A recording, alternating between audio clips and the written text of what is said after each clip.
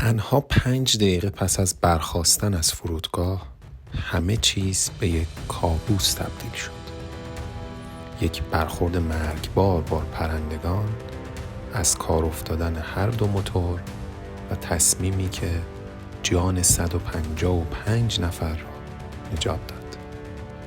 این داستان یک معجزه است در دل رودخانه یخزده هادسون.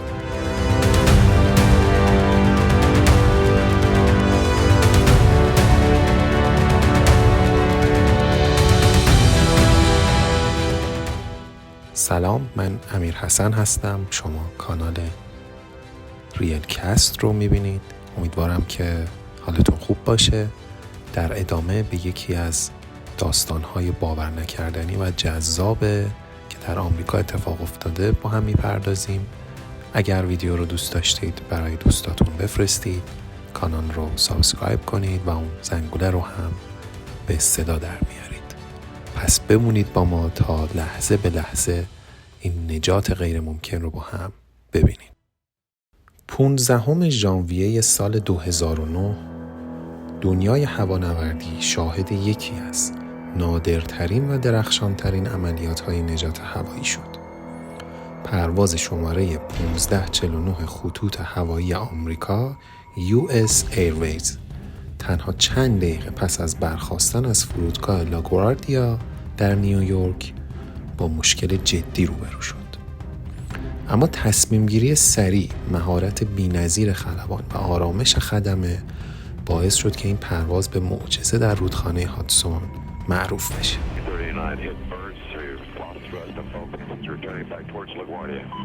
Okay, you need to return to LaGuardia. Turn left heading up 220. 220. Tower, stop your departures. Got emergency returning. It's 1529. He bird strike. He lost all engine. He lost the thrust in the engines. He's returning immediately. Cactus 1529. Which engines? He lost thrust in both engines. He said. Got it. هواپیمای هادسون در واقع یک هواپیمای ایرباس A320 با 155 سرنشین از جمله کاپیتان پرواز آقای سالنبرگ بود و یک کمک خلبان داشت به اسم جفری اسکیلز که حدودای ساعت 3:26 به وقت محلی از باند 4 فرودگاه لاگواردیا بلند شد. هوا آروم و خوب و همه چیز عادی به نظر می رسید. پرواز قرار بود حدود 2 ساعت به سمت شارلوت یعنی کارولینای شمالی انجام بشه. اما تنها 90 ثانیه پس از بلند شدن و تیک آف اتفاقی افتاد که همه چیز رو تغییر داد. در ارتفاع حدود 850 متری هواپیما با یک دسته بزرگ از قازهای کانادایی برخورد کرد. شاید باورش سخت باشه ولی درست شنیدید. با یک دسته بزرگ از قازهای کانادایی. صدای مهیبی از موتور شنیده شد. هر دو موتور هواپیما قدرت خودش رو از دست دادن و خاموش شدن. کابین خلبان تو یک سکوتی فرا گرفته شد و صدای هشدارهای پرواز به صدا در اومد. در واقع اون هواپیما هیچ نیروی پیشرانی نداشت که بتونه حرکتش بده و رسما هواپیما در حال سقوط بود. کاپیتان سالنبرگ و کمک خلبان بلافاصله وارد عمل شدن. اونا سعی کردن موتورها رو دوباره راه اندازی کنن ولی بیفایده بود و هیچ صدایی از موتورها شنیده نمیشد. کاپیتان تصمیم گرفت با برج مراقبت تماس بگیره. برج مراقبت بهشون پیشنهاد داده بود که به فرودگاه لاگواردیا یا یه فرودگاه نزدیک نیوجرسی برگردن ولی بدون موتور با زمانی خیلی کم 155 مسافر تصمیم گیری واقعا سخت بود. سالنبرگ تو اون لحظه تاریخی یه تصمیم گرفت. یک رودخونه زیر پاش دید و گفت ما در رودخونه فرود میایم. تو کابین مسافرها ولی اتفاقای عجیبی می افتاد. همه ترسیده بودن. خب از پنجره پرواز دیده بودن که موتور خاموش شده بود. یه سریا دعا میکردن، یه سریا اشک میریختن، یه سری دست عزیزان و بچه هاشون رو گرفته بودن و خدمه پروازم با وجود ترس تلاش میکرد که آرامش خودش رو حفظ کنه و مردم رو آروم نگه داره.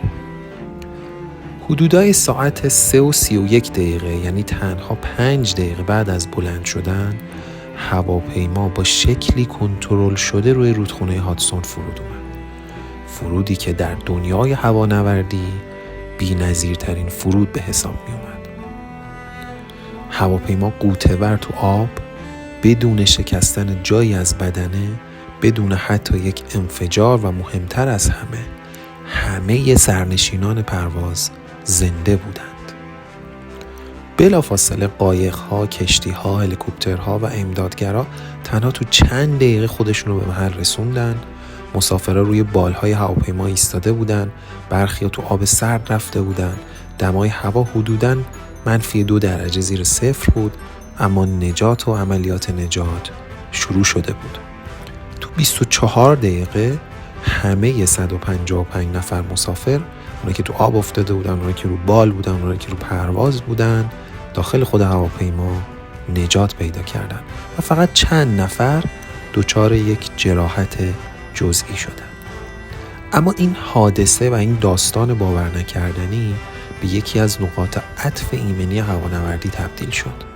کاپیتان سالنبرگ به عنوان قهرمان ملی شناخته شد، کتاب نوشت، فیلم سالی از طریقش ساخته شد که میشه با یه آمادگی و اعتماد به نفس جون صدها نفر رو نجات داد. حادثه پرواز 1549 نه تنها یک معجزه بود، بلکه نشون دهنده قدرت انسان تو مواجهه با بحران بود. این داستان الهام بخش میلیون ها نفر شد، داستان امید، فداکاری و از همه مهمتر تصمیم درست در سخت ترین لحظه. خب امیدوارم که از شنیدن یا دیدن تصاویر این در واقع داستان خوشتون اومده باشه.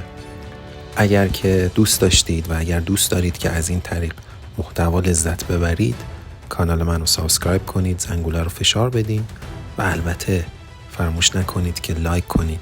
راستی برام بنویسید و کامنت بذارید اگه جای اون خلبان بودید شما چه تصمیمی میگرفتید. پس تا داستان بعدی، پروازتون امن.